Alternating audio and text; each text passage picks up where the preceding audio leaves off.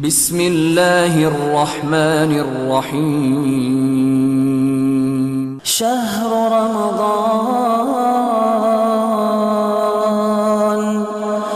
رمضان الذي انزل فيه القرآن.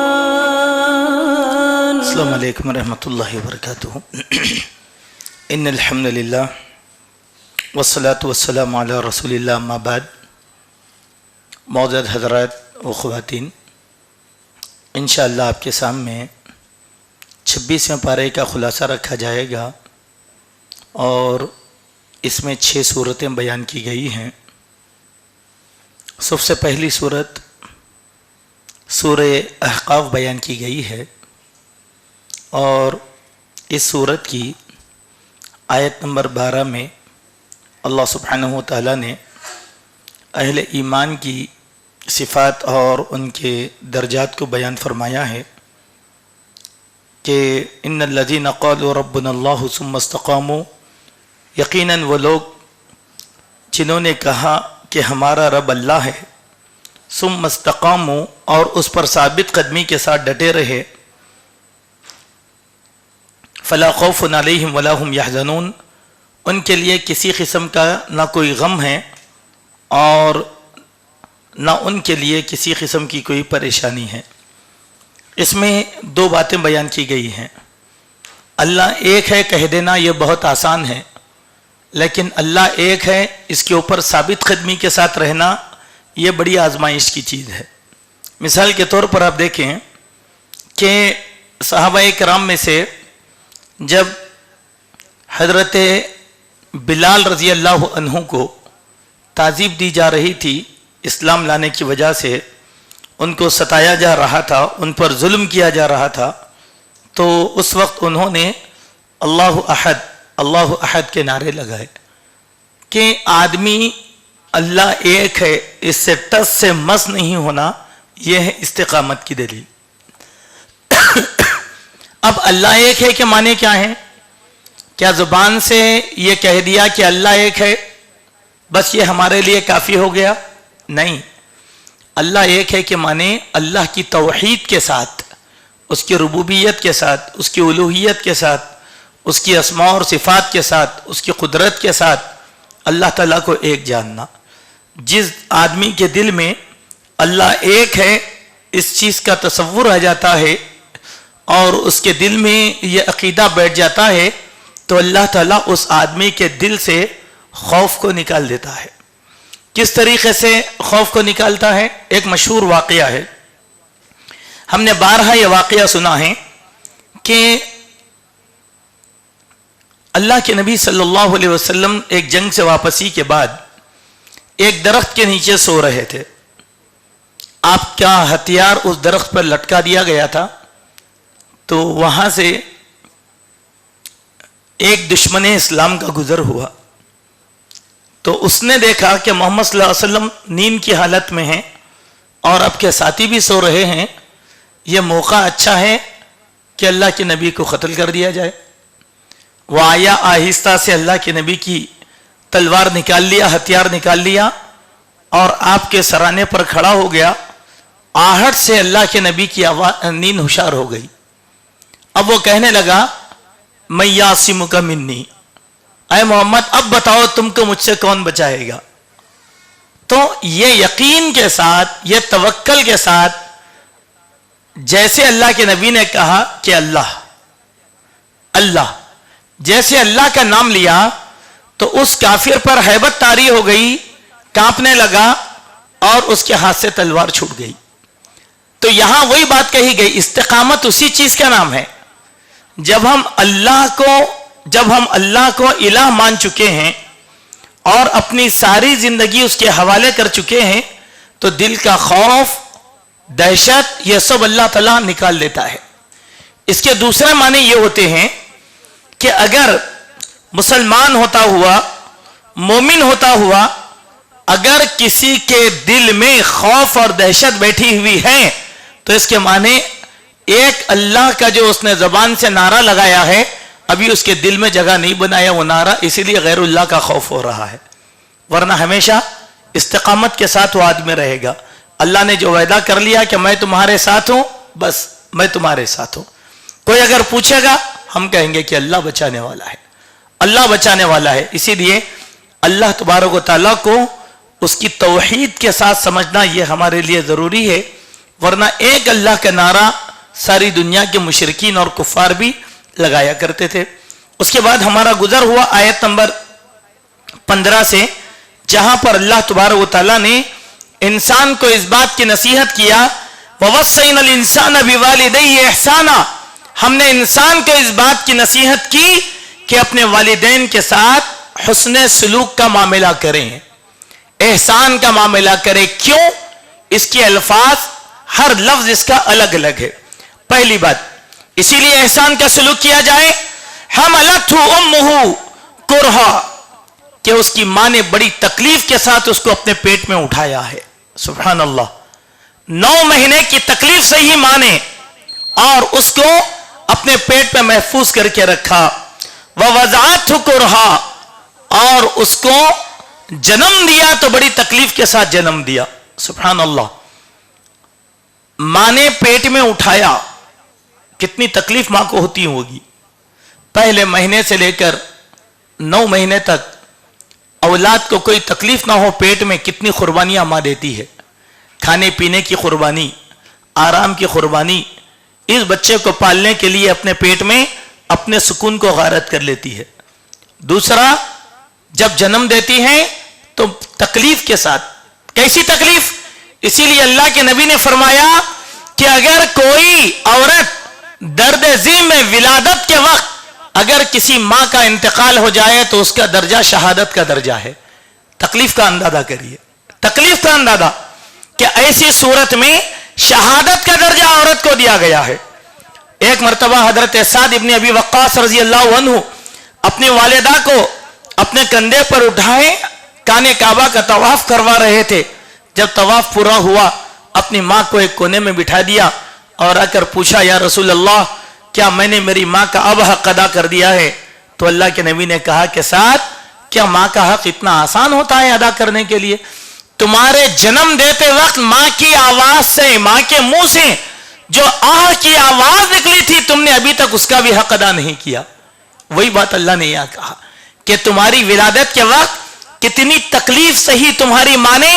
थोड़ा सा इसका अंदाजा करो, वह हमलुहु व फिसालुहु, तुम्हारा पेट में उठाया जाना, व फिसालुहु सलासूना शहरा, यह कुल मुद्दत 30 जो है महीने की होती है। कैसे 30 महीने? 9 महीने मां की पेट के, 2 साल दूध पिलाने के, 2 साल, वो भी मुद्दत को एहसान के तौर पर अल्लाह तबारक व तआला ने यहां पर शुमार किया। हत्ता इज़ा शुद्दहु व बलगा 40 सना, यहां तक कि अल्लाह तबारक व तआला ने तुमको जवान बना दिया और तुम 40 साल की उम्र के हो गए। क़ाल रब्बी औज़िअनी अन अश्कुरा निअमतक अल्लती अनअमत अलैया, तो तुम अपनी मां के हक में यह भी दुआ करो कि अल्लाह मैं तेरा शुक्रगुजार बंदा बनना चाहता हूं, क्योंकि तूने मुझ पर इनाम किया, मेरे वालिदैन पर इनाम किया। व अन आमला सालिहन, ऐ अल्लाह तुम मुझको तौफीक अता फरमा कि मैं अमल सालेह करूं जिससे तू राजी हो जाए। वअस्लिह ली फी ज़ुर्रियती, मेरी नस्ल की तू इस्लाह फरमा दे। इन्नी तुब्तु इलैक, मैं तेरे दरबार में तौबा करता हूं।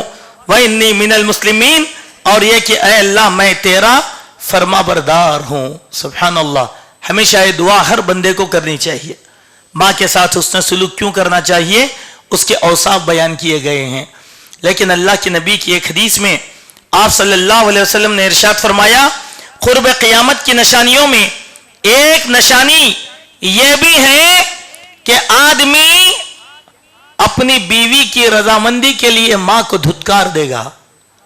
अल्लाह अकबर। हजरत अली की हदीस तिरमिज़ी शरीफ में आई, आपने फरमाया अक्का उम्महू, क्यों मां को आंख क्यों किया? वह अता अर्रद्दु ज़ौजतहू, अपनी बीवी की गुलामी के लिए। बीवी आई कह दी कि तुम्हारी मां ने मेरे साथ यह सलूक किया। आदमी मां को धुतकार देता है, डराता है, धमकाता है। सुभान अल्लाह, यह क़यामत की निशानियों में से एक निशानी नहीं। मां की इज्जत करो, मां की दुआएं बड़ी अहमियत की हामिल हैं। माँ की दुआ से अल्लाह तबारक व तआला राजी होते हैं, उसकी दुआ से हमारी मुश्किलात को ख़त्म करते हैं। अल्लाह ताला हम सबको तौफीक अता फरमाए। उसके बाद हमारा गुजर हुआ आयत नंबर 20 में से। इस आयत का एक फ़िक्रा बड़ा अहम है, इसीलिए इस आयत को आपके सामने बयान करना चाहता हूँ। जिस दिन यौम युरज़ुल लज़ीना कफ़रू अलन नार, काफिरों को आग पर पेश किया जाएगा और अल्लाह ताला उनसे कहेगा अज़हबतुम तय्यिबातिकुम फी हयातिकुम दुनिया, क्या देखो चलो यहां से निकल जाओ, तुम्हारी दुनिया की जिंदगी में हमने सारी आसाइशें और इत्मीनान तुम्हारे हवाले कर दिया है। अल्लाहु अकबर। और आज के दिन फल यौम तुज्जौना अज़ाबल हून, आज के दिन तो तुमको रुसवा कुन अजाब दिया जाएगा तुम्हारे गुरूर और तकब्बुर की वजह से और नाहक जमीन में जुल्म करने की वजह से, तुम्हारे फिस्क व फुजूर की वजह से आज तुमको कोई राहत नहीं दी जाएगी। या तो काफिरों का जिक्र हो गया, लेकिन इस आयत में एक वाकया है हजरत उमर की सीरत का। उस वाकये को जिक्र करने के लिए मैंने इस आयत पर इजहार करना चाहा। एक मर्तबा की बात है, हजरत उमर रजी अल्लाह अन्हु के सामने बड़े लजीज खाने पेश किए गए।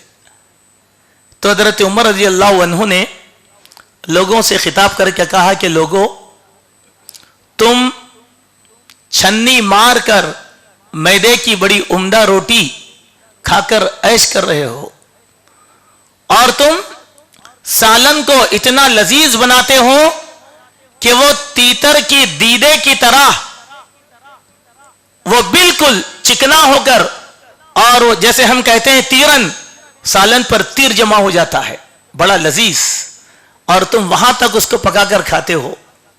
लेकिन मैं ये खाना नहीं चाहता। क्यों? ये आयत पढ़ के सुनाया।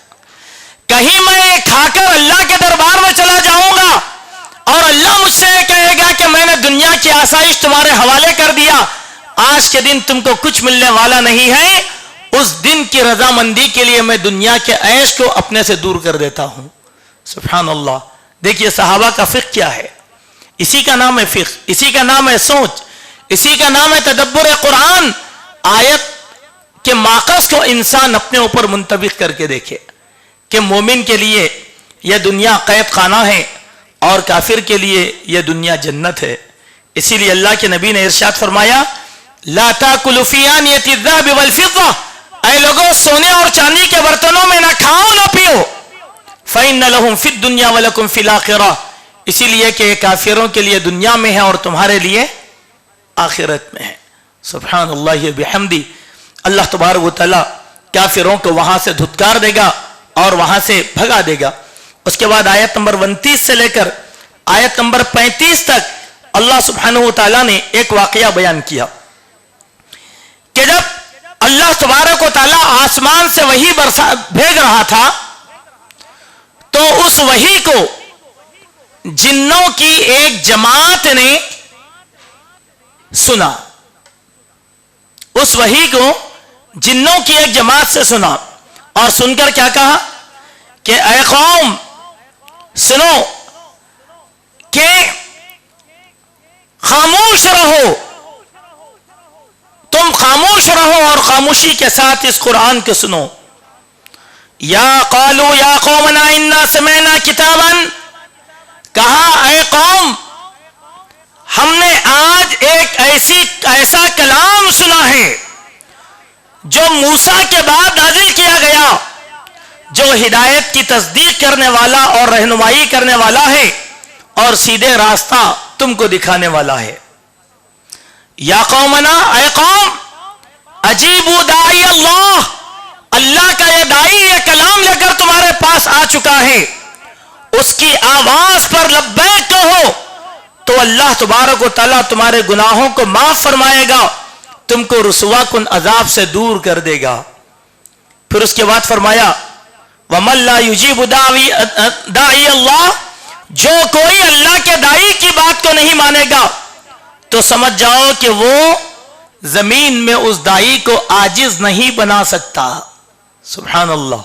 जिन्नों ने जब कुरान को सुना तो वो ताज्जुब में पड़ गए और जिन्नों से कहा کہ اس رسول پر ایمان لا لو. ہماری شریعت دونوں کے لیے ہے, ہماری شریعت دونوں کے لیے, انسانوں کے ساتھ ساتھ جنات کے لیے, کیونکہ اللہ تبارک و تعالیٰ نے فرمایا وَمَا خَلَقْتُ الْجِنَّ وَالْإِنسَ إِلَّا لِيَعْبُدُونَ, ہم نے انسانوں اور جنوں کو ہماری عبادت کے لیے پیدا کیا ہے. اس کے بعد ایک اور سورت کا آغاز ہوتا ہے جس سورت کا نام ہے سورہ محمد, یعنی ہمارے نبی محمد صلی اللہ علیہ وسلم کے نام پر یہ سورت رکھی گئی.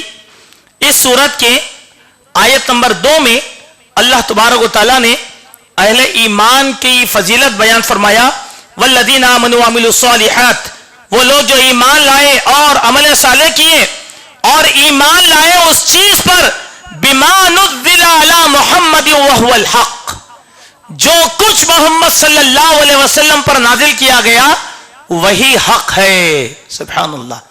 سوال یہ ہے کہ جب اللہ نے یہ کہہ دیا تھا کہ وہ لوگ جو ایمان لائے اور عمل صالح کیے, کافی تھی بات. محمد صلی اللہ علیہ وسلم پر جو کچھ نازل کیا گیا, کیا نازل کیا گیا محمد صلی اللہ علیہ وسلم پر؟ 2 چیزیں نازل کی گئی, ایک اللہ کی کتاب یعنی وحی متلو, اور دوسری اللہ کے نبی پر سنت نازل کی گئی جس کو حکمت کہا گیا, جو وحی غیر متلو. سبحان اللہ. قرآن جس طریقے سے وحی ہے, حدیث بھی اسی طریقے سے وحی ہے. تو اگر کوئی انسان قرآن کو مانتا ہے, حدیث کو نہیں مانتا, تو وہ انسان کافر ہے, کیونکہ اس نے محمد صلی اللہ علیہ وسلم پر جو نازل کیا گیا اس نے انکار کر دیا. حق و صداقت کے ساتھ جب اللہ کے نبی پر جو چیز نازل کی گئی اس نے انکار کیا. اسی لیے جہاں قرآن پر ایمان ہے وہاں پر حدیث کی بات آتی ہے تو اس بات کو بھی تسلیم کر لینا, یہی ایمان کی نشانی ہے. اس کے بعد اللہ تبارک و تعالیٰ نے اپنی مدد کے فوائد کا تذکرہ فرمایا آیت نمبر 7 میں, یا ایھا الذین آمنوا ان تنصروا اللہ ینصرکم ویثبت اقدامکم, اے ایمان والو اگر تم اللہ کی مدد کرو گے تو اللہ تمہاری مدد کرے گا. معنی کیا ہے کہ اللہ کو ہماری مدد کی ضرورت ہے؟ بھئی وہ تو خود مدد کرنے والا ہے. مطلب کیا ہے؟ اگر تم اللہ کے بتائے ہوئے اصول, طریقے اور ضابطے پر چلو گے, یہی مدد ہے اللہ تبارک و تعالیٰ کی. اللہ کے نبی صلی اللہ علیہ وسلم نے فرمایا کہ تم اعینونی بکثرت السجود, اللہ کے پاس زیادہ سے زیادہ سجدے کر کے تم اللہ تعالیٰ کی اور میری مدد کرو. معلوم کیا ہے؟ نماز پڑھنا, عبادت کرنا, یہی اللہ تعالیٰ کی مدد ہے. ورنہ اللہ تعالیٰ ہم سے کوئی چیز نہیں مانگنا چاہتا. کیا ضرورت ہے اللہ تعالیٰ کو انسان کی چیزوں کی؟ بلکہ جس شریعت کو اللہ نے نافذ کیا اس شریعت کو اپنے جسم پر نافذ کرنا, یہ اللہ تعالیٰ کی مدد ہے. حلال کو اختیار کرنا, حرام سے اجتناب کرنا, رسول نے جو دیا اس کو لے لینا, رسول نے جس چیز سے منع کیا اس سے رک جانا, یہ کیا ہے؟ اللہ تعالیٰ کی مدد ہے. اب بندہ اگر ایسا چلے گا تو اللہ تعالیٰ تمہاری مدد کرے گا. صحابہ کی مدد اللہ نے کیوں کیا؟ توکل اللہ, پوری زندگی کا خلاصہ اللہ تعالیٰ کی شریعت پر تھا. اسی لیے اللہ تعالیٰ نے فرشتوں کو بھیج کر صحابہ کرام کی نصرت فرمایا اور صحابہ کرام کی مدد فرمایا. اس کے بعد اللہ تبارک و تعالیٰ نے اللہ کے نبی صلی اللہ علیہ وسلم کو حکم دیا کہ اے نبی آپ اہل ایمان کے حق میں استغفار طلب کریں. دیکھیے نبی تو پہلے سے شفیق تھے, لیکن اہل ایمان کے حق میں خصوصی طور پر استغفار کرنے کا حکم دیا. فرمایا فَعَلَمْ أَنَّهُ لَا إِلَهَ إِلَّا هُوَ وَاسْتَغْفِرْ لِذَنبِكَ وَلِلْمُؤْمِنِينَ وَالْمُؤْمِنَاتِ, جان لو کہ اللہ کے علاوہ کوئی معبود نہیں ہے. اے نبی اپنے گناہوں کی بھی بخشش طلب کرو اور اہل ایمان مرد اور عورتوں کے حق میں ان کے گناہوں کی بھی بخشش طلب کرو. واللہ یعلم متقلبکم ومثواکم, اللہ تبارک و تعالی تمہارے متقلب اس کو بھی جانتا ہے, ومثواکم اور تمہارے ٹھکانے کو بھی جانتے ہیں. تمہارے جینے اور مرنے کو اللہ سبحانہ و تعالی ہی جانتا ہے. ٹھیک ہے, اس سے ایک بات معلوم ہوتی ہے, وہ بات یہ ہے, ہم نے اس سے پہلے بھی آپ کے سامنے کہا دعاؤں کا اصول ہے. دعاؤں میں جہاں ہم اپنے گناہوں کے حق میں استغفار طلب کرتے ہیں, وہیں اہل ایمان کے حق میں بھی دعا کرنا چاہیے. اہل ایمان کے حق میں جب تک دعا نہیں کی جائے گی اللہ تبارک و تعالیٰ اس وقت تک ہماری دعاؤں کو قبول نہیں کرے گا. اسی لیے اللہ کے نبی صلی اللہ علیہ وسلم ہمیشہ اہل ایمان کے حق میں دعا کرتے تھے اور ان کے حق میں استغفار کرتے تھے. جہاں اپنے کیا نبی گنہگار ہوتے؟ کیا سوال یہ ہے کیا نبی گنہگار ہے؟ آگے آئے گی بات سورہ حجرات میں. نبی گنہگار نہیں ہوتے، بشری تقاضے کچھ ہوتے ہیں. اسی لیے اللہ کے نبی صلی اللہ علیہ وسلم سے پوچھا گیا یا رسول اللہ صلی اللہ علیہ وسلم آپ اتنے لمبے روزے آپ جو ہے پیر اور جمعرات کے روزے کیوں رکھتے ہیں؟ تو آپ نے کیا کہا؟ پیر اور جمعرات کو اللہ کے دربار میں میرے اعمال پیش کیے جاتے ہیں اور میں یہ چاہتا ہوں کہ جب میرے اعمال پیش ہوں تو میں روزے کی حالت میں رہوں. نبی کو روزے کی کیا ضرورت ہے؟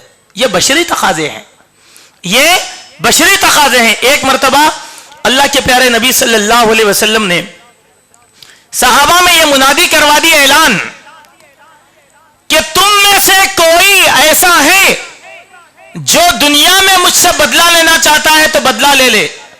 بشری تقاضوں کے تحت نہ جانے میں ہو سکتا ہے کہ کسی پر زیادتی کیا ہوگا.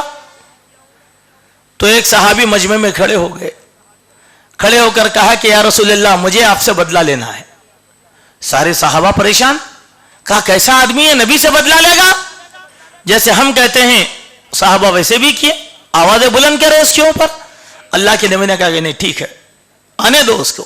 بلایا، ٹھیک ہے لے لو مجھ سے بدلہ، میرے سے کیا غلطی ہوئی تھی؟ کہا کہ یا رسول اللہ ایک مرتبہ آپ نے ایک کچی لکڑی لے کر مجھ کو مارا تھا، ایک کچی لکڑی لے کر مجھے سزا دی تھی، میری پیٹھ پر مارا تھا اور میں چاہتا ہوں کہ اس کا بدلہ لے لوں. اللہ کے نبی نے کہا کہ لے لو، اپنی پیٹھ دی. اب اس آدمی نے کہا کہ یا رسول اللہ صلی اللہ علیہ وسلم جب آپ میری پیٹھ پر مارے تھے تو میری پیٹھ کے اوپر کرتا نہیں تھا، میں ننگے بدن تھا. تو اللہ کے نبی اپنا جبہ مبارک اتار دیا، کہا کہ اب مارو. لوگ بولے کہ عجیب آدمی ہے، عجیب آدمی ہے. اللہ کے نبی کہا لینے دو اس کو بدلہ، کیوں قیامت کے دن میرا بدلہ نہیں چاہیے، قیامت کے دن انتقام ڈالے، دنیا کا بدلہ دنیا ہی میں. تو اس آدمی نے کیا کیا؟ لپک کر اللہ کے نبی صلی اللہ علیہ وسلم سے چمڑ گیا اور آپ کی مہر نبوت کو بوسہ دے لیا.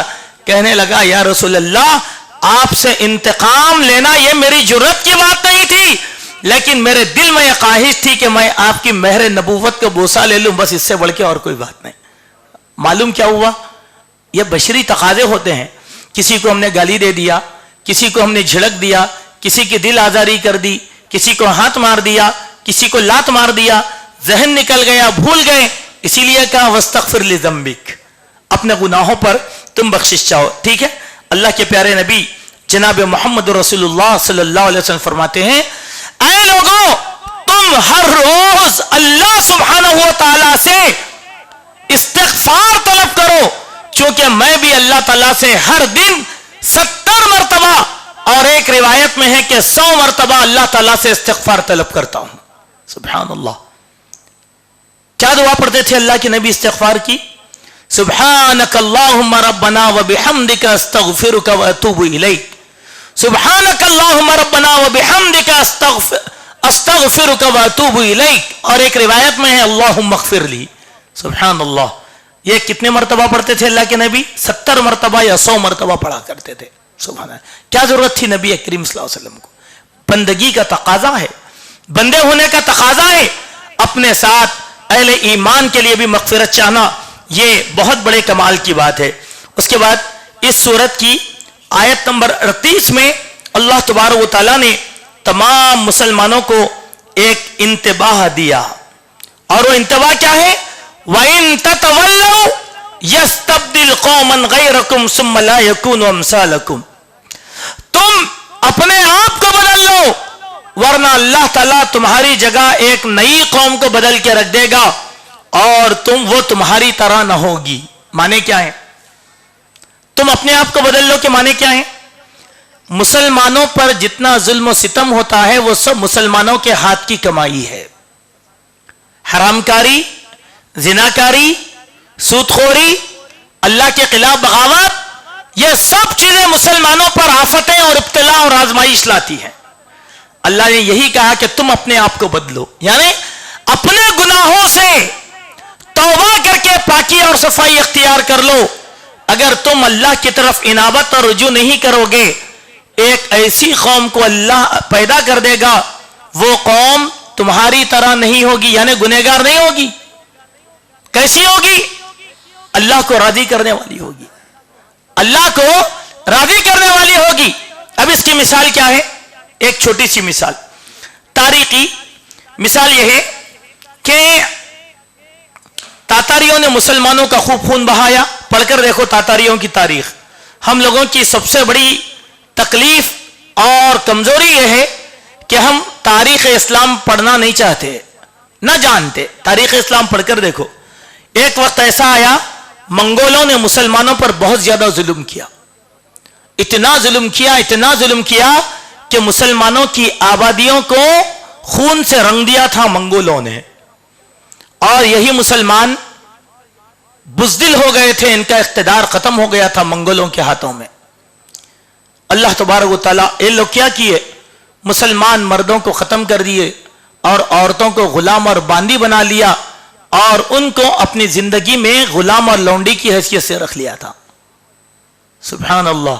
منگولوں سے اسلام کی توقع نہیں کی جا سکتی تھی ان کے ظلم اور زیادتی کی وجہ سے. لیکن ہوا کیا؟ وہ دیندار اور مسلمان عورتیں تھیں، ان کا ظلم سہا اور ان کا ستم سہا، لیکن ان پر دعوت کا کام کرتے رہے تو منگول اللہ کی طرف رجوع ہوئے.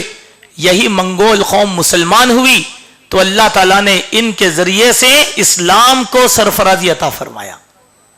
مطلب کیا ہے؟ جو نئی قوم کو اللہ پیدا کرے گا وہ تمہاری طرح نہیں ہوگی. اسی لیے ہمارے سمجھ میں ایک بات آتی ہے اور ہم نے دیکھا کئی لوگوں کو اس طریقے سے کہ مسلمانوں کو اپنے اسلام پر اترانے کی ضرورت نہیں ہے. اگر مسلمان یہی روش اختیار کریں گے تو اللہ تعالیٰ مسلمانوں کو ختم کر دے گا، نئی قوم کو پیدا کرے گا. اب ہمارے ملک میں نئی قوم کون آ سکتی؟ کوئی بھی. فرض کر لو آدی واسیوں کو اللہ مسلمان بنا دے گا، دلتوں کو اللہ تعالیٰ اسلام کی نعمت سے سرفراز فرمائے گا. وہ آدی واسی دلت آ کر ہم کو قرآن پڑھائیں گے، ہم کو سنت سکھائیں گے. سبحان اللہ. وہ تمہاری طرح نہیں ہوگی. اللہ کو ضرورت نہیں ہے. اللہ تعالیٰ جب چاہتا ہے کسی بھی قوم کو پیدا کر دیتا ہے. اسی لیے اللہ نے کہا کہ وہ وقت آنے سے پہلے اپنے آپ کو بدل لو، اپنے آپ کو بدل لو، ورنہ اللہ تعالیٰ تمہاری جگہ نئی قوم کو لا کر بٹھا دے گا. اسی لیے یہاں ایک غلط فہمی کا ازالہ کر دینا مناسب سمجھتا ہوں. ہمارے بعض نادان بھائی ہیں جو اسلام قبول کرنے والوں کو نو مسلم کہتے ہیں. ان کو نو مسلم مت بولو. کیوں؟ اسلام قبول کرنے کے بعد وہ ہمارا بھائی ہو گیا، ورنہ ہم سب نو مسلم ہیں، صحابہ پورے نو مسلم ہیں. کیوں؟ وہ اسلام قبول کیے تھے نا.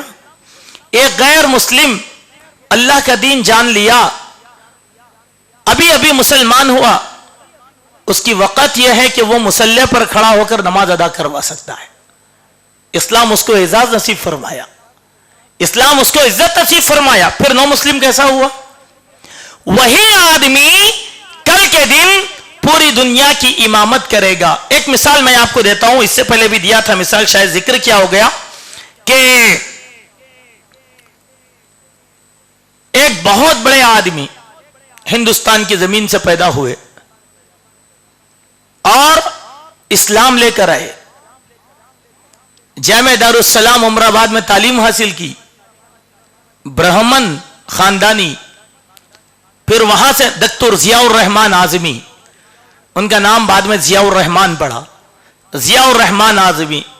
منصف اخبار میں ان کے اسلام کا ایک کالم بھی چھپا تھا بعد ہفتہ طور پر. آپ سمجھ سکتے کہ ہندوستان کی زمین سے جان بچا کر ایک برہمن اسلام لے کر آیا اور جامعہ اسلامیہ مدینہ منورہ میں تعلیم حاصل کی اور پوری دنیا میں حدیث کے امام کی حیثیت سے ابھرا. اور جامعہ اسلامیہ مدینہ منورہ کے اندر نہ صرف استاد الحدیث تھے بلکہ حدیث کے ڈپارٹمنٹ کے صدر بھی رہے. سعودی عرب کی حکومت نے ان کا بڑا اکرام کیا. پوری زندگی ان کو ہندوستان واپس آنے نہیں دی حکومت، کیونکہ کبھی بھی ان کی جان کو خطرہ ہو سکتا ہے. تو میرے بھائی کبھی سوچے تھے کہ ہماری نسلوں میں سے کوئی محدث پیدا نہیں ہوا؟ اللہ تعالیٰ نے چاہا تو برہمنوں میں سے ایک محدث کو نکال لیا. الجامع الکامل، ان کی سب سے ضخیم ترین کتاب الجامع الکامل، اس زمانے میں حدیث کی سب سے جامع ترین کتاب 19 جلدوں میں انہوں نے لکھا اور پڑوسی ملک سے وہ شائع بھی کر دی گئی. آپ کبھی سوچ سکتے ہیں کہ اللہ تعالیٰ کس کو کب ہدایت عطا کر سکتا ہے؟ کب اللہ تبارک و تعالیٰ کس کو سرفراز کر سکتا ہے؟ نہیں. ہم یہ اگر سمجھتے ہیں ہمارے بغیر اسلام کا کام نہیں ہوگا تو یہ ہماری سب سے بڑی خام خیالی ہے. اس کے بعد آغاز ہوتا ہے سورہ فتح کا. سورہ فتح کی آیت نمبر 2 میں اللہ تبارک و تعالیٰ نے ارشاد فرمایا کہ لِيَغْفِرَ لَكَ اللَّهُ مَا تَقَدَّمَ مِن ذَنبِكَ وَمَا تَأَخَّرَ. کیا ہے نبی؟ اللہ تعالیٰ آپ کے اگلے اور پچھلے سارے گناہوں کی بخشش فرما دیا اور اپنی نعمتوں کو آپ پر مکمل کر دیا اور اللہ تعالیٰ نے آپ کو صراط مستقیم پر گامزن کر دیا اور اللہ تعالیٰ سب سے بہترین مدد آپ کی کرنے والا ہے. ٹھیک ہے، مانے کیا ہوئے؟ ایک مرتبہ کی بات ہے کہ اللہ کے نبی صلی اللہ علیہ وسلم سے صحابہ نے کہا یا رسول اللہ آپ کی شان تو یہ ہے قد غفر اللہ ما تقدم من ذنبک وما تأخر. یہی آیت پڑھ کے بتلایا. کیوں؟ کیا عمل تھا اللہ کے نبی کا؟ حضرت عائشہ رضی اللہ عنہ بیان فرماتی ہیں کہ رسول اللہ صلی اللہ علیہ وسلم اتنی طویل اور لمبی نمازیں پڑھا کرتے تھے کہ آپ کے قدموں پر ورم آ جایا کرتا تھا. میں تکلیف سے کہتی یا رسول اللہ قد غفر اللہ ما تقدم من ذنبک وما تأخر. اللہ نے آپ کے اگلے اور پچھلے سارے گناہوں کو معاف کر دیا ہے تو اتنی مشقت آپ کیوں کر رہے ہیں؟ آپ کے تو سارے گناہ معاف ہے، پھر اتنی مشقت کی کیا بات ہے؟ تو اللہ کے نبی نے کیا پیارا جواب دیا، لِأَنْ أَكُونَ عَبْدًا شَكُورًا. اللہ نے یہ جو اعزاز مجھ کو عطا فرمایا ہے اس اعزاز پر میں اللہ تعالیٰ کا شکر گزار بندہ بننا چاہتا ہوں. سبحان اللہ. نبی کو عبادات کی ضرورت نہیں تھی، لیکن آج ہمارے بعض بھائی کہتے ہیں کہ جو عارف باللہ ہو گیا اس کو نمازوں کی ضرورت نہیں ہے. کیا وہ نبی سے زیادہ افضل ہو گیا؟ اللہ کی معرفت اس کو نبی سے زیادہ ہو گئی؟ اسی لیے دین کا چولا اوڑھ کر یہ نماز کی چوری کرتے ہیں. کہتے ہیں نہیں صاحب پر نماز فرض نہیں ہے. بولے کیوں نہیں ہے؟ وہ عارف باللہ ہو گئے. اللہ اکبر، نعوذ باللہ. یہ عارف باللہ تھے تو صحابہ عارف باللہ نہیں تھے. یہاں رسول کھڑے ہو کر رات نماز پڑھ رہے ہیں جن کا اعزاز یہ ہے کہ اللہ تعالیٰ ان کے اگلے اور پچھلے سارے گناہوں کو معاف کر دیا ہے. سبحان اللہ. کیسا لوگوں کو دھوکہ دے رہے ہیں، دیکھیے کیسا لوگوں کو اپنی عقیدت میں گمراہ کر رہے ہیں. یہ اس آیت میں اللہ تعالیٰ نے اللہ کے پیارے نبی صلی اللہ علیہ وسلم کی نصرت اور مدد کے تعلق سے اللہ نے اللہ کے نبی کی خصوصیات بیان فرمایا.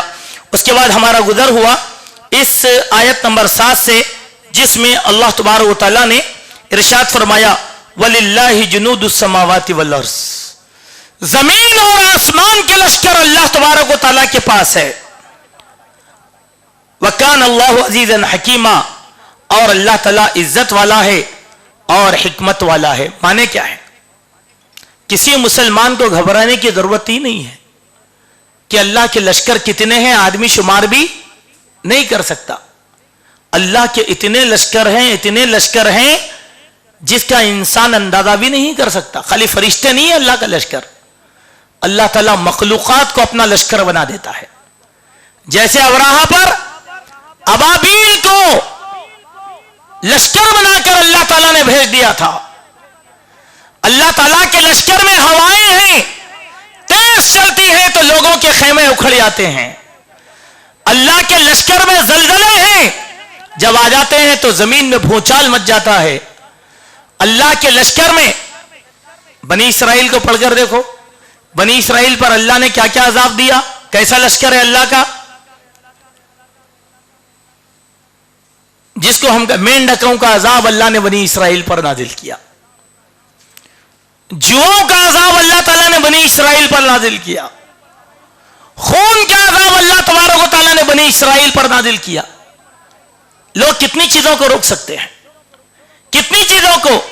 اس کے ذریعے سے اللہ تعالیٰ پوری امت مسلمہ کو دلاسا دیتے ہیں کہ امت کو اللہ پر صرف توکل کرنا چاہیے، ورنہ اللہ تبارک و تعالیٰ کے لشکروں کا اندازہ کوئی بھی اپنے فہم و فراست سے ہرگز نہیں لگا سکتا، مگر اللہ کے لشکروں کے لیے ایمان کی ضرورت ہے۔ ایمان رہا تو اللہ کے لشکر آئیں گے، اگر ایمان نہیں رہا تو اللہ کے لشکر نہیں آئیں گے۔ ایمان کی ضرورت ہے، بس ایمان کی ضرورت ہے۔ اس کے بعد دیکھیں آپ کہ اللہ کے پیارے نبی صلی اللہ علیہ وسلم نے آیت نمبر 9 میں نبی صلی اللہ علیہ وسلم کو اور اہل ایمان کو اللہ تبارک و تعالیٰ نے خطاب کیا اور فرمایا لقد رضی اللہ عن المؤمنین اذ یبایعونک تحت الشجرہ، اللہ تعالیٰ ان لوگوں سے راضی ہوا جن لوگوں نے درخت کے نیچے بیعت کی تھی، بیعت رضوان کا تذکرہ اللہ تبارک و تعالیٰ نے یہاں پر کیا کہ وہ لوگ جو بیعت رضوان میں شامل ہوئے اللہ تبارک و تعالیٰ ان کے ساتھ راضی ہوا، اور فعلم ما فی قلوبہم، ان کے دلوں کی حالت کو اللہ تعالیٰ سے بہترین کوئی جاننے والا نہیں ہے، فانزل السکینۃ علیہم وَأَثَابَهُمْ فَتْحًا قَرِيبًا، اور اللہ تعالیٰ نے ان کے دلوں میں سکینت نازل فرمایا اور ان کو ثابت قدمی عطا فرمائی اور ان کو بڑے فتح کی خوشخبری سنائی اور بہت سے مال غنیمت حاصل ہونے کی اللہ تبارک و تعالیٰ نے ان لوگوں کو خبر سنائی ہے۔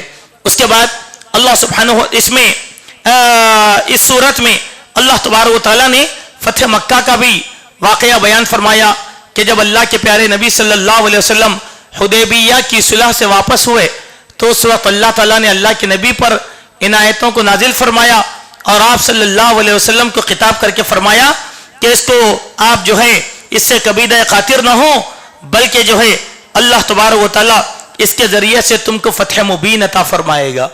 لقد صدق اللہ رسولہ الرؤیا بالحق، کہ اللہ نے نبی کو خواب دکھایا کہ تم ضرور مسجد حرام میں داخل ہو جاؤ گے، اپنے سروں کو منڈا کر یا اپنے بالوں کو کٹ کروا کر، اور اللہ تبارک و تعالیٰ سب سے بہتر جاننے والا ہے، اور جس نے اپنے رسول کو ہدایت عطا فرمایا، دین حق عطا فرمایا، لیظہرہ علی الدین کلی، تاکہ یہ دین سارے ادیان پر غالب آ جائے، یہ دین سارے ادیان پر غالب آ جائے۔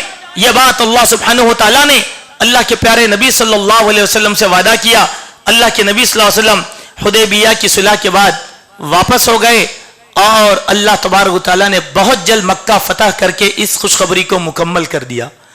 دنیا کی ایک ایسی عظیم الشان جنگ تھی جس جنگ کے اندر مسلمانوں کا نہ خون بہا نہ کافروں کا خون بہا، لیکن اللہ تعالیٰ نے فتح نصیب فرما دی۔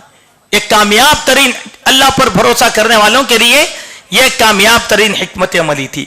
اسی صورت میں اللہ سبحانہ و تعالیٰ نے اہل ایمان کو خطاب کیا اور پھر اہل ایمان کو خطاب کر کے فرمایا کہ صحابہ کے اوصاف کیا ہیں جو مسلمانوں میں آنی چاہیے۔ یہ بڑی بنیادی بات ہے۔ محمد الرسول اللہ، محمد صلی اللہ علیہ وسلم اللہ کے رسول ہے۔ والذین معہ، اور محمد صلی اللہ علیہ وسلم کے ساتھی، اشداء علی الکفار، کافروں پر بڑے سخت ہیں، ورحماء بینہم، آپس میں بڑے رحم دل ہیں۔ صحابہ کی صفت دیکھیے، صحابہ کی صفت کیا ہے؟ کافروں پر سخت، آپس میں رحم دل۔ اور صحابہ کو ماننے والے امتیوں کی صفت اب بدل گئی، کافروں کے ساتھ ہمدردی اور آپس میں مسلمان تنگ نظر، مسلمان کا خون کر رہا ہے، مسلمان سے رنجش رکھا ہوا ہے، مسلمان کے ساتھ غصب کر رہا ہے، مسلمان کے ساتھ نفرت رکھتا ہے، دشمنی رکھتا ہے، عداوت رکھتا ہے۔ یہ صحابہ کے منہج اور اصول کے مطلق طور پر خلاف ہے۔ مسلمان سے محبت رکھے، یہ پیغام اللہ تعالیٰ نے یہاں دیا۔ صحابہ کی صفت تھی یہ کہ وہ آپس میں بڑے رحم دل ہیں اور وہ ہمیشہ نماز پڑھنے والے ہیں، اللہ کا فضل تلاش کرنے والے ہیں اور اللہ کی رضامندی تلاش کرنے والے ہیں۔ کثرت سجدوں کی وجہ سے ان کے جبینوں پر جو ہے گٹھے آ چکے ہیں، ان کی مثال تورات اور انجیل میں دی گئی۔ صحابہ کی مثال تورات اور انجیل میں دی گئی۔ اسی لیے جب ابو بکر صدیق رضی اللہ عنہ ایک بہرے راہب سے اللہ کے نبی کے بارے میں سوال کرتے ہیں تو اس نے اللہ کے نبی کی آمد کی خبر دیتے ہوئے کیا کہا کہ اے ابو بکر وہ جو نبی آنے والا ہے نبی منتظر تم اس کے وزیر بنو گے بولے. یعنی ابو بکر کا تذکرہ تورات میں کیا اللہ تعالیٰ نے, اس کی صداقت یہ ہے. اللہ نے صحابہ کی شان اور ان کی صفات یہاں پر بیان فرمائی ہے. اس کے بعد سورہ حجرات کا آغاز ہوتا ہے. اس سورت میں 18 آیتیں ہیں لیکن ہر آیت اپنی جگہ ایک حکم کا درجہ رکھتی ہے. ایک حکم, بڑی مزے کی آیتیں ہیں, اور اگر صرف سورہ حجرات کے اوپر بیان کیا جائے, روزانہ اگر درس دیا جائے تو 1 مہینے تک یہ درس سلسلے وار چلتا رہے گا. اتنی عظیم سورت ہے لیکن آیتیں صرف 18 ہیں. اس کے اندر جو اہم باتیں ہیں ان آیتوں کو میں آپ کے سامنے رکھتا ہوں, اسی لیے کہ یہ مدنی سورت ہے. اس میں آداب بتائے گئے کہ اے ایمان والو لا تقدموا بین یدی اللہ ورسولہ, اللہ اور اس کے رسول کے آگے آگے نہ بڑھو, بے شک اللہ سننے والا اور جاننے والا ہے. معنی کیا ہے اس کے؟ اب تو رسول اللہ نہیں ہے نا, پھر رسول اللہ کے آگے آگے مت بڑھو, کیا مطلب کیا ہوگا؟ اللہ کے رسول کے بتائے ہوئے احکام کے آگے اپنی آواز کو بلند مت کرو, ورنہ یہ اللہ کے نبی کی گستاخی ہوگی. لا تقدموا بین یدی اللہ ورسولہ, رسول اللہ صلی اللہ علیہ وسلم کے عبادات سے بڑھ کر تم عبادت نہیں کر سکتے. اسی لیے عبادت اتنی ہی کرو جتنا اللہ کے نبی صلی اللہ علیہ وسلم نے کیا, کیونکہ تم رسول اللہ سے آگے اب یہ ہمارے پاس لوگ ہیں غلو فی الدین کرتے ہیں. کیسے کہ فلاں امام صاحب ایک عشاء کے وضو سے 200 رکعت نماز پڑھتے تھے, 100 رکعت نماز پڑھتے تھے. ہم کو انکار نہیں ہے کہ وہ نہیں پڑھتے تھے, مگر اگر وہ پڑھتے تھے تو وہ امام نہیں ہو سکتے, کیونکہ ان کا عمل اللہ کے رسول کے عمل کے خلاف ہو گیا. اور کسی بھی اہل ایمان کا عمل رسول اللہ کے مقابلے میں آپ کے خلاف نہیں ہو سکتا. پھر کیا تعجب کی بات ہے اگر کوئی آدمی آ کر کہہ رہا ہے میں پوری رات پہ قرآن مکمل کر لیتا ہوں, کوئی نیا کام نہیں کر رہے آپ, اس سے اللہ راضی نہیں ہوگا, کیونکہ آپ کا کام رسول اللہ کے کام کے خلاف ہے. یہ اللہ اور اس کے رسول کے آگے بڑھ جانے والی بات ہے. ارے نیکی کا کام نیکی کی نمت ہے. نیکی وہ جو اللہ نے بتایا اور رسول اللہ نے عمل کیا, اس کو کہا جاتا ہے نیکی.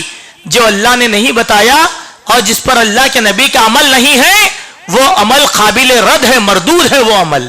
تو یہ بات اللہ اور اس کے رسول کے آگے نہیں بڑھنا چاہیے. اس کے بعد دوسری آیت بیان کی گئی, اے ایمان والو رسول اللہ کی آواز کے آگے اپنی آواز کو بلند مت کرو, نہ چیخو نہ چلاؤ جیسے تم آپس میں ایک دوسرے سے بات کرتے ہو.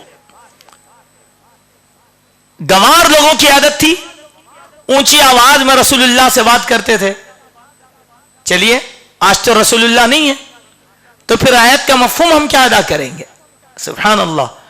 اللہ کے نبی کے احکام میں جب احادیث بیان کی جاتی ہیں تو چیخو چلاؤ مت, کیونکہ وہ رسول اللہ کا حکم ہے. ہم ہمارے پاس جاہل لوگ کر دیں, تم بولے سو حدیث, ہم بولے سو حدیث نہیں, کیا دیکھو چیخ چیخ کے موضوعات کو پیش کرتے رہتے ہیں. نہیں, یہ گستاخی ہے رسول اللہ صلی اللہ علیہ وسلم کی. اللہ کے رسول صلی اللہ علیہ وسلم کا ادب قیامت تک برقرار رکھنا امت مسلمہ اور انسانیت کا فریضہ ہے. جو احکام اللہ نے نبی کے بارے میں کہہ دیے ہیں ان احکام کو روبہ عمل لانا ہر مسلمان پر یہ فرض عین ہے. کوئی بھی مسلمان اس سے متجاوز نہیں ہو سکتا. اسی لیے اس بات کا ہمیں خاص خیال کرنا چاہیے. میں کہہ رہا ہوں اللہ کے بندے, یہ اللہ کے نبی کی حدیث ہے مان, وہ جھڑکی دے رہا ہے بلا کہ نہیں ہو سکتی اللہ کے نبی کی حدیث, رد کر رہا ہے اللہ کے نبی کی حدیث کا. ہماری نجات کس میں ہے؟ کوئی عالم دین اگر کہہ دے کہ یہ رسول اللہ کا حکم ہے, ہماری نجات اسی میں ہے کہ بلا چو و چرا کے خاموشی اختیار کریں, لب کشائی نہ کریں, اس کے اوپر اظہار خیال نہ کریں. کیوں؟ گستاخی ہو جائے گی اللہ کے نبی صلی اللہ علیہ وسلم کی. کچھ لوگ سامنے گستاخی کرتے اور کچھ لوگ احکام کی نافرمانی کر کے گستاخی کرتے. اب ہم ایسے لوگ ہو گئے جو اللہ کے نبی صلی اللہ علیہ وسلم کی گستاخی آپ کی سنتوں کا رد کر کے کرتے ہیں. اللہ تعالیٰ ایسی گستاخیوں سے امت مسلمہ کی حفاظت فرمائے. اس کے بعد اللہ سبحانہ وتعالیٰ نے فرمایا کہ مسلمانوں میں اتفاق اور اتحاد رہنا چاہیے.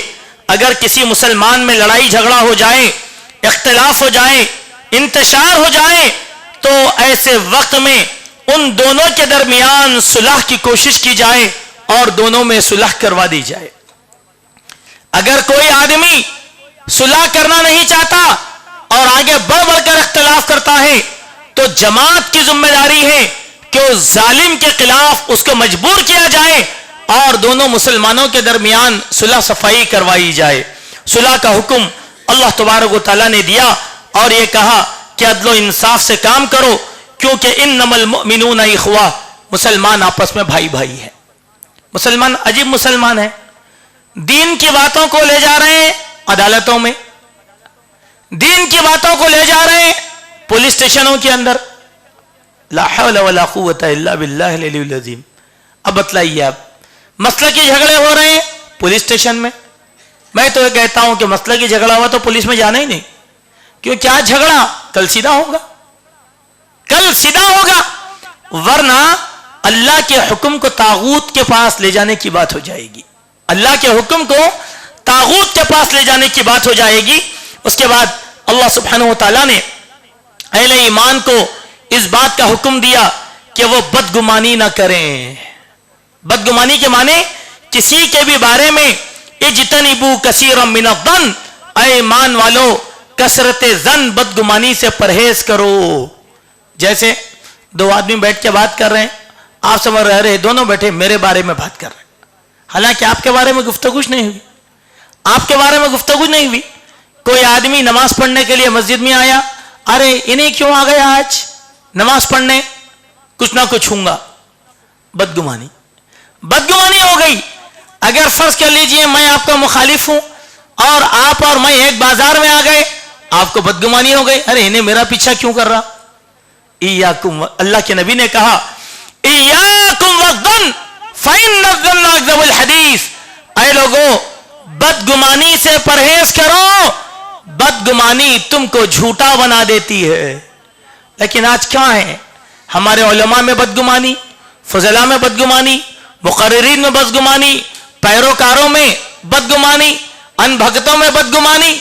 بدگمانیوں پہ تو ہماری زندگی چل رہی ہے، جس کی وجہ سے امت میں انتشار ہے، اختلاف ہے، لڑائی ہے، جھگڑا ہے، ایک دوسرے کے دل آپس میں مائل نہیں کھاتے. اسی لیے میرے بھائی کسی کے بارے میں بدگمانی مت رکھو. اور اللہ تبارک و تعالیٰ نے یہاں پر ایک بات کا ہمیں حکم دیا کہ دیکھو اگر کوئی آدمی بدگمانی پیدا کرنا چاہے تو پہلے تحقیق کر لو، تصدیق کر لو، ورنہ تم بھی جاہل بن جاؤ گے اور وہ بھی جاہل بن جائے گا. اس کا اثر معاشرے پر اور سماج پر بہت برا ہوتا ہے. ہم لوگ کیا کرتے معلوم ہے، ایک عجیب بات ہے ہمارے پاس، وہ یہ ہے کہ یہ بات آپ کو کون بولے بھائی، تو میں سنا. کسے سنے؟ نہیں لوگوں بول رہے تھے سنا. اچھا تحقیق کریں؟ نہیں کرا، انہوں بول لیا بس، سن لیا بس.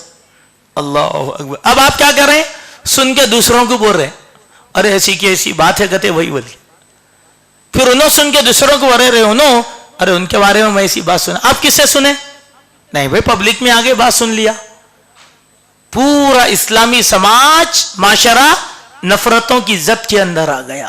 کسی کے پاس ہے تحقیق؟ اسی لیے اللہ کے نبی نے کیا کہا، آدمی کے جھوٹا ہونے کے لیے یہی بات کافی ہے کہ جو کچھ سن لیا لوگوں کے سامنے بیان کر دیا تو وہ آدمی سچا نہیں ہے، وہ آدمی جھوٹا ہے. اللہ اکبر. لیکن سنی سنائی بات پر عمل نہیں، تحقیق کی بات کو ہم مانیں گے، تحقیق کی بات کو ہم مانیں گے. سنی سنائی پر بات کرنا یہ ہمارے ایمان کا حصہ ہرگز ہرگز نہیں ہے. اللہ تبارک و تعالیٰ نے ہم کو ان چیزوں سے منع کیا. اس کے بعد سورہ قاف کا آغاز ہوا.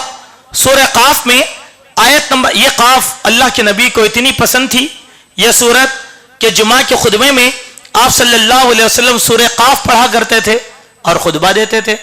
کبھی کبھی لوگوں کو نصیحت نہیں کرنا ہوتا تو خطبہ جمعہ میں صرف سورہ قاف پڑھتے اور ممبر سے اتر جاتے تھے. تب یہ صورت اتنی اہم ہے تو اس صورت میں کیا کیا باتیں ہوں گی جس کو اللہ کے نبی خطبہ جمعہ میں پسند فرمائے ہیں, یہ ہم لوگوں کو غور کرنا ہے. اس صورت کی آیت نمبر 16 میں اللہ سبحانہ و تعالیٰ نے عقیدے کی ایک بنیادی بات بیان فرمایا, اور وہ بات یہ ہے کہ اللہ سبحانہ و تعالیٰ ہماری شہرک سے زیادہ قریب ہے. اللہ تعالیٰ ہماری رگے جان سے زیادہ قریب ہے. شہرک کس کو کہتے ہیں؟ یہ وَنَحْنُ أَقْرَبُ إِلَيْهِ مِنْ حَبْلِ الْوَرِيدِ. اللہ سبحانہ و تعالیٰ ہماری شہرک سے زیادہ قریب ہے. اسی لیے اللہ نے فرمایا کہ انسان کے دل میں آنے والے وسوسوں کو اللہ تبارک و تعالیٰ اچھی طریقے سے جانتا ہے, چونکہ اللہ تبارک و تعالیٰ بندوں کی شہرک سے زیادہ قریب ہے. جو اللہ اتنا قریب ہے, جو اللہ اتنا قریب ہے تو کیا ہمارے اعمال کو نہیں جانتا؟ کہتے ہیں ہم انسانوں کے وسوسوں کو جانتے ہیں. وسوسے کے معنی کیا ہیں؟ جو زبان سے ادا نہیں کیے جاتے, وہ افکار, وہ نظریات, وہ خیالات, یا تو وہ دماغ میں محفوظ ہے یا تو وہ دل میں محفوظ ہے, لیکن زبان پر نہیں آئے. اللہ تعالیٰ ان چیزوں کو جانتا ہے. اسی لیے اللہ سبحانہ و تعالیٰ نے قرآن مجید کی سورہ تبارکہ میں ارشاد فرمایا کہ ہم دلوں کی دھڑکنوں کو جانتے ہیں. ہم دلوں کی دھڑکنوں کو جانتے ہیں. وہ دلوں کو دھڑکن کو کیسے نہیں جانے گا جو باریک سی باریک خبر رکھنے والا ہے. الا یعلم من خلق وهو اللطیف الخبیر. وہ کیسے نہیں جانے گا جس نے مخلوق کو پیدا کیا ہے. دل کی دھڑکن کیا ہوتی ہے وہ اللہ کو معلوم. اسی لیے اللہ کے نبی نے فرمایا کہ بندہ جو کچھ سوچتا ہے خیر کے بارے میں تو اللہ تبارک و تعالیٰ اس کو اجر عطا فرماتے ہیں. بندے کو اللہ سبحانہ و تعالیٰ اجر عطا فرماتے ہیں اس کی سوچ کی وجہ سے, لیکن جب تک گناہ واقع نہ ہو گناہ نہیں دیتے. تو یہ سوچ کو جانا کس نے؟ اللہ نے. فرض کر لیجیے آپ مسجد میں بیٹھے, مسجد میں بیٹھ کر آپ کے دل میں ایک خیال آ گیا. وہ خیال یہ ہے کہ میں اللہ کی راہ میں ایسا کر دوں گا. کریں نہیں آپ, لیکن ارادہ کرے, اللہ اجر دے دیا. اللہ اس کی نیکی لیے کرو مت کرو. نیک سوچنا بھی عبادت ہے, اچھا سوچنا بھی عبادت ہے, لیکن برا جب تک واقع نہیں ہوگا اللہ تعالیٰ گناہ نہیں دے گا. چلیے اگر بات الٹی ہو جاتی کہ برائی سوچنے پر بھی اللہ تعالیٰ اگر گناہ دے دیتے تو کیا ہم میں سے کوئی انسان بچ سکتا تھا؟ نہیں بچ سکتا تھا, چونکہ صبح سے شام تک ہم برائی سوچتے رہتے ہیں نیکی سے زیادہ. تو اللہ سبحانہ و تعالیٰ ہماری شہرت سے اتنا زیادہ قریب ہے, ہمارے دلوں کی دھڑکنوں کو وہ اللہ سبحانہ و تعالیٰ جاننے والا ہے. اس کے بعد اللہ تعالیٰ نے اس سورت کی آیت نمبر 17 اور 18 کے اندر ارشاد فرمایا, یہ بات پر تو مکمل عقیدہ ہم لوگوں کو رکھ کر زندگی گزارنا ہے. کہا ما یلفظ من قول الا لدیہ رقیب عتید. تمہاری زبانوں سے جو جو الفاظ ادا ہو رہے ہیں ان الفاظ کو قریبی فرشتے برابر محفوظ کر رہے ہیں. سبحان اللہ. اللہ تعالیٰ نے 2 فرشتوں کو ہمارے ساتھ رکھ دیا, کرامن کاتبین یعلمون ما تفعلون. 2 بزرگ لکھنے والے جو تمہارے ہر عمل کو لکھ رہے ہیں. یہ مت سمجھو کہ کوئی نہیں دیکھ رہا ہے, اللہ نے 2 نگہبانوں کو ہمارے ساتھ رکھ دیا. اب یہاں پر کیا ہے؟ لفظ یلفظو کہتے ہیں زبان سے نکلنے والے الفاظ. فرض کر لیں آپ یہاں بیٹھ کر غیبت کر رہے ہیں کسی انسان کی, لیکن وہ انسان موجود نہیں ہے, لیکن آپ کے بول نکل رہے نہیں. وہ بول کو فرشتے لکھ رہے ہیں, محفوظ کر رہے ہیں. محفوظ بولے اللہ تعالیٰ. کیمرے, اب کیمروں کا زمانہ آ گیا تو لوگوں کو ڈر ہو رہا, لیکن اللہ نے کیمروں کا تذکرہ قرآن میں کر دیا تو یقین نہیں تھا لوگوں کو. اللہ تعالیٰ الفاظ کو محفوظ کر رہا ہے. وہ کیسے؟ اللہ کا نظام ہے. اللہ بولیں گے اچھا مسجد میں بیٹھ کر ابراہیم پہ الزام لگائے تھے نا تم لوگ خیانت کا؟ اللہ میں نے لگایا. اچھا نہیں لگائے, لو سنو لو سنو. اللہ جب کیا بولو گی جب اللہ تعالیٰ سنا دے گا جھٹلائیں گے نہیں. تو یاد رکھو جب بھی زبان کھولو اللہ کے نبی نے فرمایا فَلْيَقُلْ خَيْرًا أَوْ لَيَصْمُتْ, خیر کی زبان کھولو یا خاموشی اختیار کرو. کتنی آسانی سے بول لیتے آج ہمارے پاس. بعد میں کیا ہے بھائی عبد المنان صاحب آپ میرے بارے میں یہ بات بولے گئے تھے, تو بولے نہیں بولا بھائی میں. سوال ہی پیدا نہیں ہوتا, آپ بولے بولے اللہ کی قسم میں نے بولا, نہیں بولے ٹھیک ہے کیمرے میں سے کلپ کٹ کر کے بتاؤ, دیکھو یہ بول رہے نا, کیا بول رہے ہیں دیکھو میں شرمندہ ہوں بھائی. تو کیمرے سے اتنا ڈر گئے, اللہ کے فرشتوں کا ڈر نہیں ہے, اللہ کے فرشتوں کا خوف نہیں ہے. یہ ہدایت ہے ہم لوگوں کے لیے. زبان کھولو خیر کی کھولو, زبان کھولو بھلائی کی کھولو, شر کی زبان مت کھولو, چونکہ منہ سے نکلنے والا ایک ایک لفظ اللہ کے پاس محفوظ ہو رہا ہے. یہ ٹیکنالوجی ایسی ہی نہیں آئی میرے بھائی, یہ ٹیکنالوجی قرآن سے ہی ماخوذ ہے. یہیں سے اللہ تعالیٰ نے اس کا منبع دیا, لیکن انسان کو شعور بعد میں آیا. اس کے بعد اللہ سورہ قاف یہاں پر مکمل ہوئی اور سورہ زاریات کی کچھ آیتیں ہم نے پڑھا. سورہ زاریات کا آغاز یہاں سے ہوا جس میں اللہ تبارک و تعالیٰ نے ہواؤں کی اقسام بیان فرمایا کہ کتنی قسم کی ہوائیں ہوتی ہیں. یہ بات ہم کو سمجھ میں نہیں آتی تھی. طوفان جب آتا نا تو اس طوفان کا نام رکھا جاتا ہے.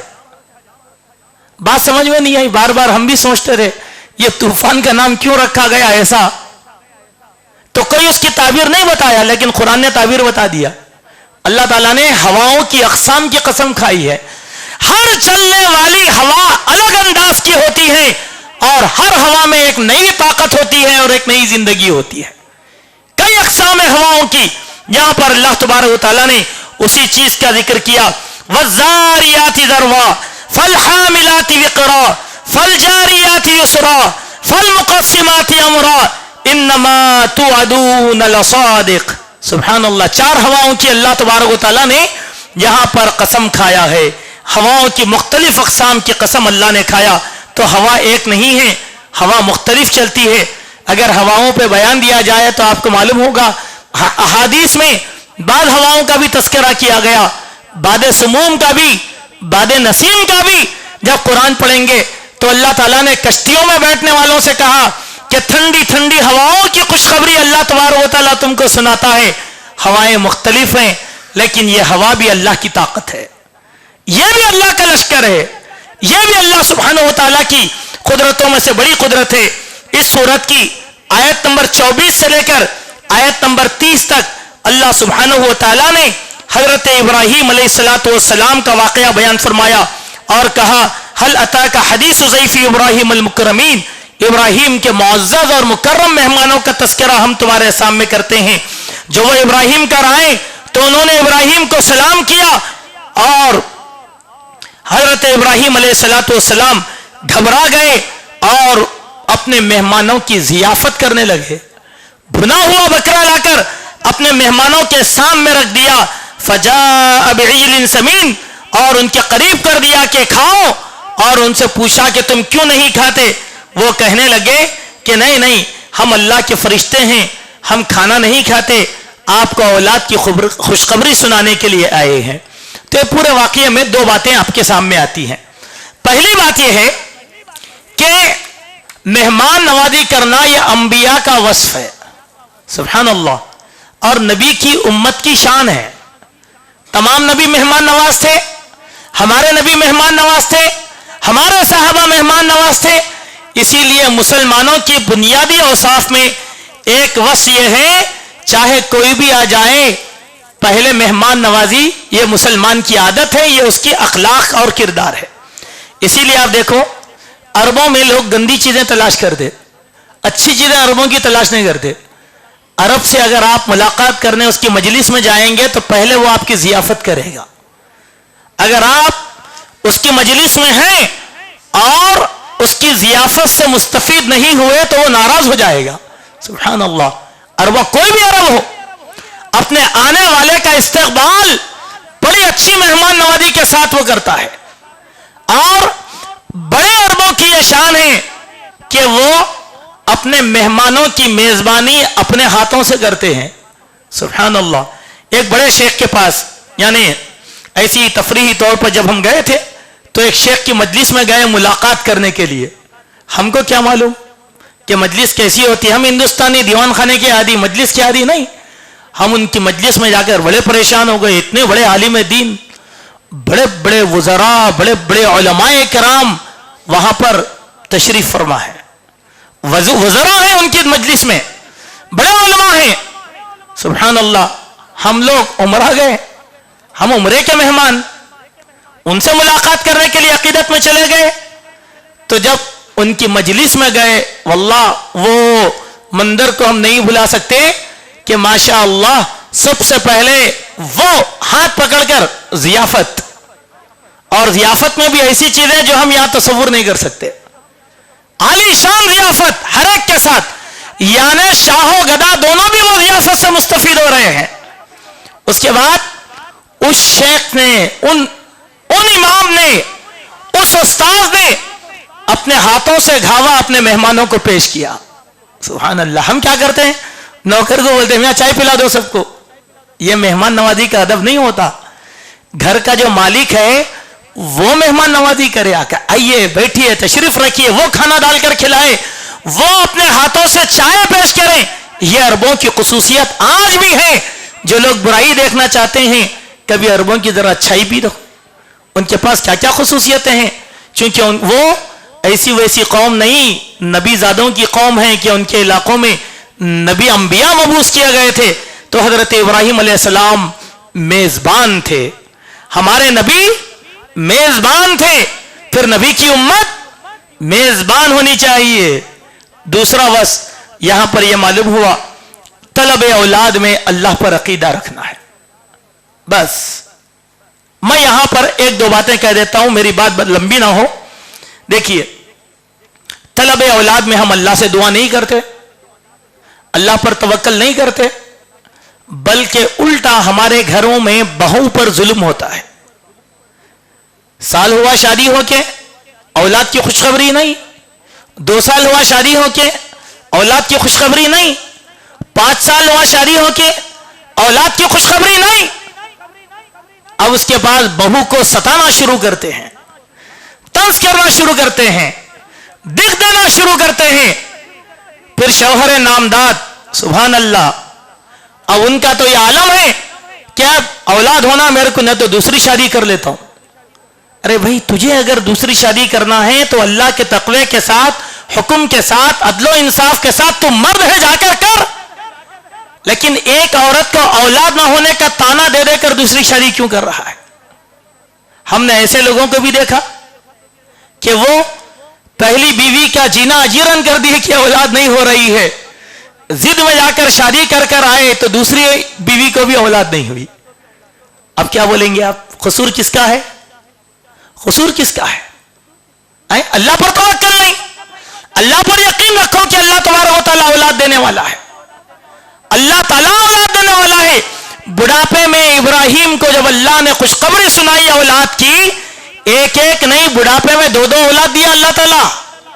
اسحاق بھی دیا، اسماعیل بھی دیا، دونوں کو نبوت عطا فرمایا. اور اسحاق کی اولاد میں سلسلہ نبوت کو اللہ تعالیٰ نے جاری کر دیا. یہ پیغام ہے امت مسلمہ کے نام پر، یہ پیغام ہے امت مسلمہ کے نام پر. ہر شوہر کو چاہیے کہ اپنی بیوی سے ہی محبت کرے. ہر سسرال والوں کو چاہیے کہ اولاد کی تمنا اللہ تبارک و تعالیٰ سے رکھے. دینے والی ذات اللہ سبحانہ و تعالیٰ کی ہے، مانگنا اللہ تبارک و تعالیٰ سے ہے، یقین اللہ تبارک و تعالیٰ پر ہے. مایوسی یہ کفر ہے. جب ایمان زندہ رہے گا، زندگی کے کسی بھی گوشے میں اللہ تبارک و تعالیٰ ان کو اولاد عطا فرمائے گا. آخری بات میں آپ کو نبیوں کی بات تو بہت سنے. ہمارے ایک استاذ تھے مولانا عبد الواجد صاحب مدنی رحمت اللہ علیہ، اللہ ان کی قبر کو نور سے منور کرے. کافی عمر ہو گئی تھی. میں ان کے گھر رہتا تھا عمر آباد میں پڑھتے وقت، تو اولاد نہیں ہوئی ان کو، بلکہ ہماری فراغت تک بھی ان کو اولاد نہیں ہوئی.